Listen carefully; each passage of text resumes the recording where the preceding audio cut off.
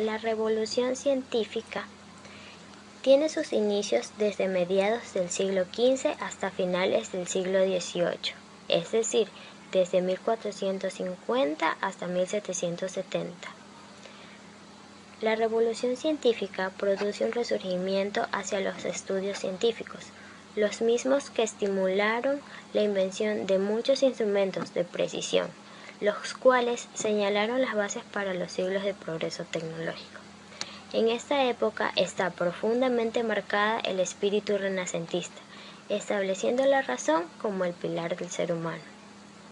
La revolución científica finaliza adentrándose en la era de las máquinas, y durante los últimos siglos se inventó y se construyó como nunca antes se había hecho. Entre los muchos avances de esta fructífera etapa podemos destacar los siguientes inventos: el telescopio reflector de Newton, el microscopio, la calculadora mecánica de Pascal, el barco de remo submarino de Drexel. Bueno, pasamos a hablar sobre este señor. ¿Quién era él? Era el más influyente y versátil escritor inglés del siglo XVII. Sus obras abarcaban en un gran número de materias, incluidas la ética, filosofía, ciencia, derecho, historia y política. ¿Y quién era él? Era el conocido Francis Bacon, un hombre decisivo para el alcance del pensamiento científico moderno, al desarrollar un proceso de razonamiento llamado inducción. Este proceso consiste en obtener conclusiones generales a partir de situaciones particulares. En una época de reformadores de la cultura, de los humanistas, de la religión, de la sociedad y política, Francis Bacon quiere ser también un reformador. Pretende en efecto reformar la sociedad a través de la ciencia aplicada. En su utopía, el mensaje que nos dejó fue la Nueva Atlántida. La Nueva Atlántida. Por ello, presume reformar antes la ciencia en sus objetivos y sus métodos. El proyecto fundamental de Bacon es, pues, establecer el dominio de la raza humana sobre el universo, como lo podemos observar aquí en un legado que él nos, sobre unas frases que él nos indicó. Dice que establecer y extender el dominio de la raza humana sobre el universo, lo cual depende por entero tanto de las artes como de las ciencias. ¿Por qué no podemos dominar la naturaleza sino obedeciéndola? Como lo dice ella. También Bacon sostenía que utilizar la naturaleza para hacer feliz al hombre se trata de un humanismo técnico o industrial.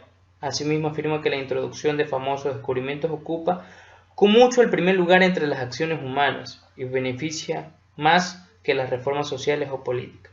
Por este motivo se lo denomina a Bacon como el filósofo de la revolución industrial. Ahora es el momento de hablar acerca del método inductivo. Para esto tenemos que recordar que para Bacon la ciencia tenía que tener un objetivo práctico, y ese era el de transformar la naturaleza con el fin de ponerla al servicio del hombre. Por lo tanto, este método tiene finalidad práctica y teórica también. De igual manera, Bacon utiliza una terminología particular, donde dice que todo cuerpo posee múltiples naturalezas. Dentro de estas se encuentran las propiedades y las cualidades. De igual manera, indica que toda naturaleza tiene como causa una forma, y el objetivo de esta forma es que siempre hay algo oculto y algo por lo cual se debe dar al descubrimiento.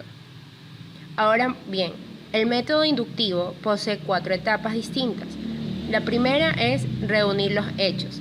Dentro de esta etapa encontramos un poco acerca de la historia natural y experimental de aquel fenómeno o de aquel hecho. Siguiendo con el segundo paso, ahora tenemos que ordenar los hechos. De esta manera tenemos 4 tablas: la tabla de presencia, la tabla de ausencia y la tabla de grados. Dentro de la tabla de presencia podemos dar a conocer aquellos hechos en los que se da esta naturaleza o fenómeno. En la tabla de ausencia tenemos aquellos hechos en los que no se da ese fenómeno, y en la tabla de grados tenemos los hechos en los que puede variar ese fenómeno.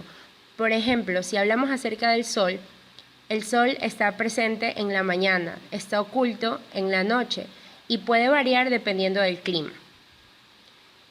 El tercer paso es la inducción. En la inducción tenemos claro que está relacionado en cuanto a excluir todo aquello que hemos visto en las tablas anteriores. Por ejemplo, excluir aquello que no se da en el fenómeno, aquello que se da y todos aquellos cambios que aumentan o disminuyen este fenómeno.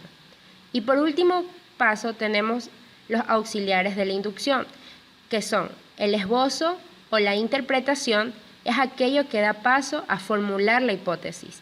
Y por último paso tenemos la nueva enumeración, que es más conocida como los 27 hechos preferenciales. El Novum Organum es considerada una de las obras más importantes del autor Francis Bacon, la cual es publicada en el año 1620. Se dice que la intención de este autor fue la de crear un tratado general de las ciencias denominado Instauratio Magna, el cual nunca fue concluido. El Novum Organum vendría a formar la segunda parte de este, ya que la primera se encuentra formada por una enciclopedia de las ciencias que expone los principios del nuevo método científico que derroca el pensamiento aristotélico. A su vez, el Organum se compone por 2 libros en los que su punto de partida son el rechazo de la lógica aristotélica y la búsqueda de un nuevo método de investigación de la naturaleza. La base de las ciencias en ese entonces era la lógica aristotélica, por la cual se reemplazaría un nuevo método lógico experimental e inductivo. En resumen, la lógica aristotélica es una vía de descubrimientos e investigaciones de la verdad que parten de sensaciones y de hechos particulares para elevarse rápidamente a las proposiciones más generales y se basan en principios cuya verdad se supone inmutable. Por otro lado, Bacon opone una nueva forma de acceso a la verdad, que al igual que la anterior parte de sensaciones, pero obtiene proposiciones de un modo continuo y progresivo hasta llegar a principios más generales. El segundo libro constituye la Pars Struum, que es una especie de fenomenología del error en la que se expone una teoría baconiana de los ídolos, en la cual los ídolos, para este autor, la tendencia del intelecto humano, que dan paso a errores y prejuicios los cuales ocultan el saber y o interceden con la visión del verdadero Dios. Se distinguen en 4, en la cual la idolatribus, specus, fori y teatris, en ese orden son los ídolos de las tribus, de la caverna del foro y del teatro. En esta parte se desarrolla el método inductivo en el que trata de construir el saber a partir de crítica de errores o de los ídolos en este caso. De acuerdo a la segunda vía del acceso a la verdad, para Bacon es importante colmar el vacío del aristotelismo que había dejado entre la observación empírica y de los hechos y la precipitada generalización que da paso a falsas deducciones. Por lo tanto, hay que proceder por el establecimiento de reglas que den paso a la experimentación con el fin de la observación que sea un poco más rigurosa y se permite la formulación de acertadas hipótesis y luego principios más generales. Leibniz fue uno de los intelectos supremos de todos los tiempos, pero como ser humano no era admirable. Ciertamente poseía todas las virtudes que uno desearía se emplearan en las cartas de recomendación a un patrón en perspectiva. Era industrioso, frugal, abstemio y financieramente honesto, pero en cambio no poseía absolutamente ninguna de las virtudes filosóficas más elevadas que son tan aparentes en Spinoza. Su mejor pensamiento no fue el tipo de los que hubieran ganado popularidad, por lo que dejó sus escritos inéditos al respecto sobre su escritorio. Lo que sí publicó fue diseñado para alcanzar la aprobación de príncipes y princesas. La consecuencia es que existen 2 sistemas filosóficos que pueden considerarse como representados a Leibniz. Uno, el que proclamó, es optimista, ortodoxo, fantástico y superficial. El otro, que ha sido desterrado lentamente de sus manuscritos por editores recientes, es profundo, coherente, muy influido por Spinoza y asombrosamente lógico. Fue el personaje popular quien inventó la doctrina de que este es el mejor de todos los mundos posibles, al que se agregó el sarcástico comentario y todo en él es un mal necesario. La filosofía de Leibniz puede considerarse como un inmenso palacio barroco, lo que quiere decir que el sistema filosófico de este personaje solo mencionará aquellos aspectos relevantes al método científico, basado en estos principios. Leibniz montó un ataque frontal a las ideas científicas de Newton, que tuvo poca resonancia en los círculos académicos de su época, pero que creció en fuerza e importancia a través del tiempo y culminó con la teoría general de la relatividad de Einstein. Leibniz criticó las ideas newtonianas de espacio y tiempo absoluto, señalando que las diferentes regiones del espacio absoluto serían indiscernibles, por lo que la creación del mundo podría haber ocurrido en cualquier parte, pero en que no teniendo razón alguna para que Dios prefiriera una región a otra, si todas eran iguales. entonces el mundo no se hubiese creado. Leibniz rechazó esta conclusión como falsa. Después de todo, el mundo existe, y agregó un razonamiento semejante con respecto al tiempo.